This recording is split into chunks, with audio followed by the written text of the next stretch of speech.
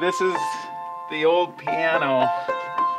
When I started taking piano lessons in kindergarten, this is the piano that I started playing on.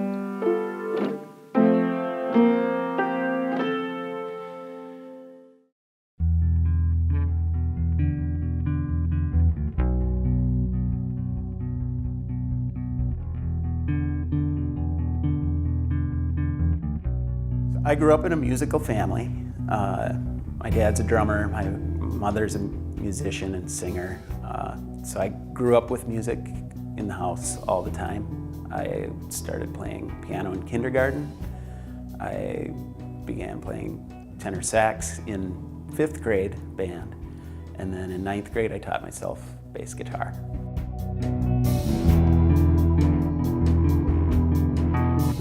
My songwriting process, I'm a musician first and foremost. And so oftentimes it just begins with a bass line or a little melody on the piano, or most often it's probably, I write with some simple guitar riff is how the songs usually start.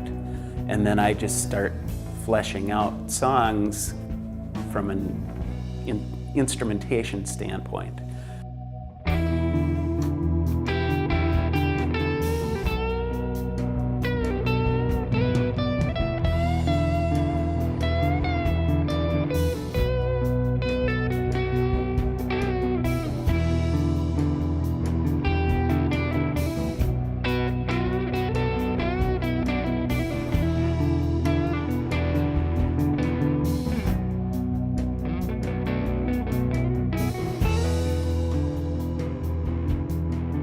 My lyrical writing is inspired by David Bowie and William S. Burroughs.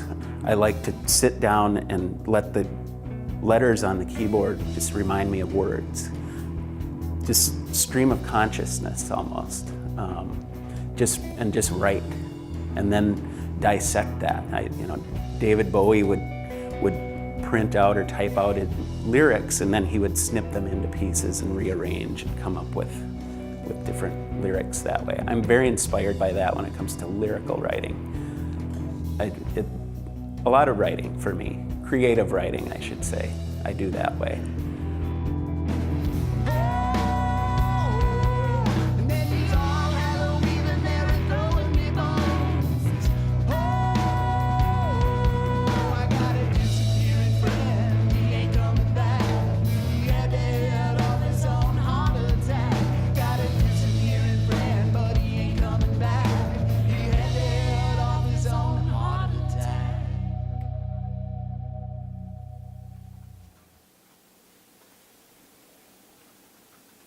So this space is technically my music studio. I do a lot of my demo recording, any recording. I usually have my music equipment set up in here. This is my creative space. It's more soundproof from the rest of the house, so it allows me to work at all hours of the day. I also have on the walls a lot of old show posters from shows that I've played with other people in the past. It's all meant to inspire the creative juice.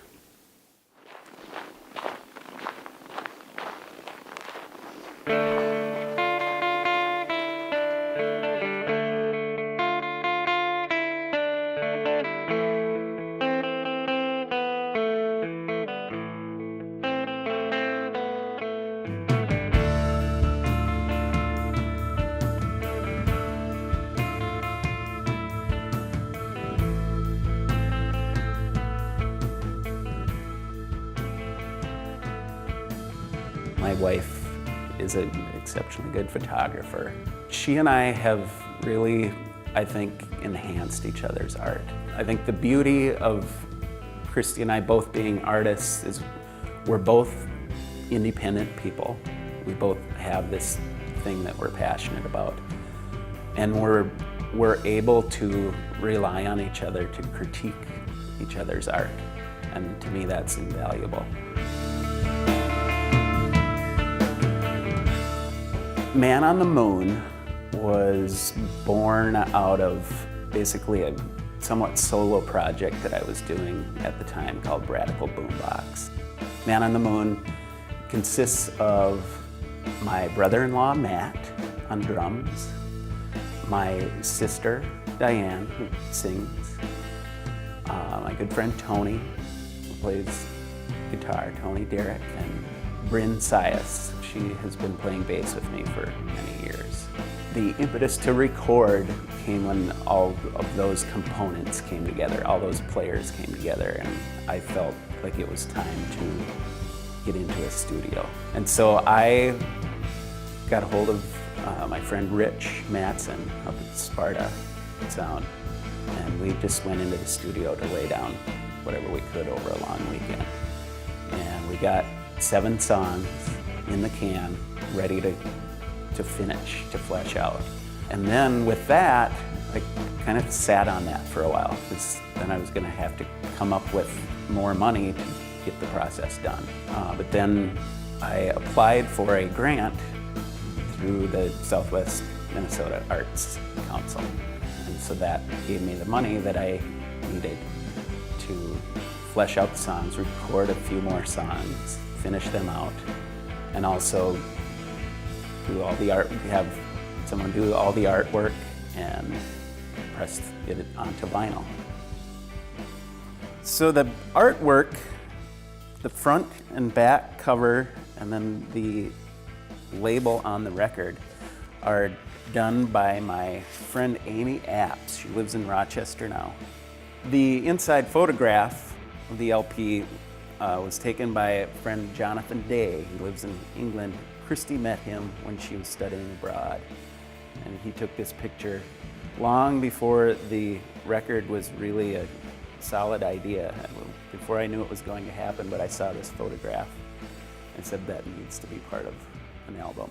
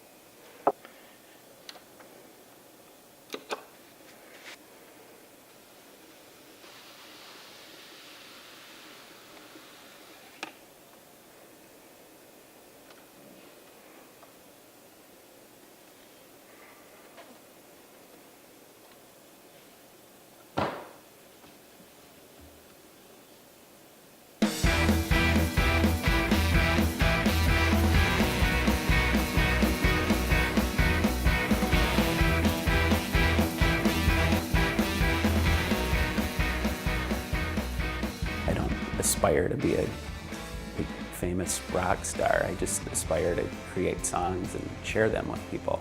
You know, that's what it's all about to me.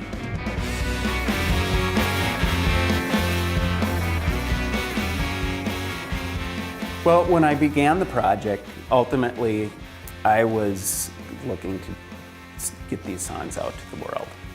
Somehow get them beyond me, get them out of the box. What I realized along the way is that's easier said than done. The process of a group of people learning a song, making it our own collectively, bringing our voices together. That's not a bad thing. That was a good thing, to go through that process, to have the other members, to have our voices come together. And it gave the songs a different feel, a different life. Some of the songs they became somewhat different than what they were in the first place. And again, I welcome that. That's what I wanted in the first place. I was looking for that surprise, the unexpected, something new to come out of this bare bones structure that I had. The best thing that came from this project, and I believe it comes from any musical recording of a group of people is documenting that time and space when people were together in a room making music. That's what it's all about.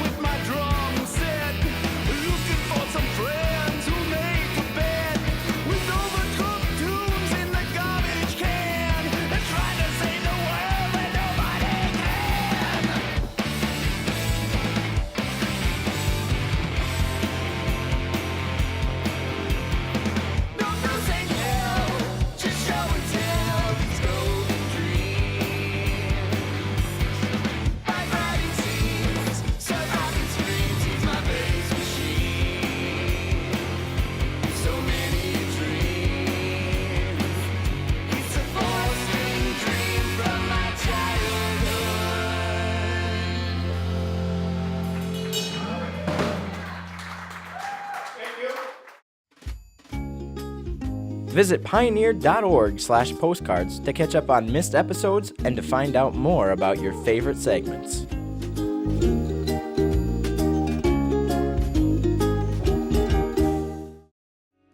This program on Pioneer Public Television is funded by the Minnesota Arts and Cultural Heritage Fund with money from the vote of the people of Minnesota on November 4th, 2008. Additional support provided by Mark and Margaret Yakel-Julien in honor of Shalom Hill Farm, a nonprofit rural education retreat center in a beautiful prairie setting near Windham in southwestern Minnesota. ShalomHillFarm.org. The Arrowwood Resort and Conference Center, your ideal choice for Minnesota resorts, offering luxury townhomes, 18 holes of golf, Darling Reflections Spa, Big Splash Water Park, and much more. Alexandria, Minnesota. Explore hundreds of lakes, trails, and attractions for a great vacation or a place to hold an event. ExploreAlex.com. Tri-State Brain and Spine Institute, with locations in Alexandria, Edina, Crookston, and Maple Grove. Doctors dedicated to evaluating and treating all types of brain and spine problems, no matter how complex.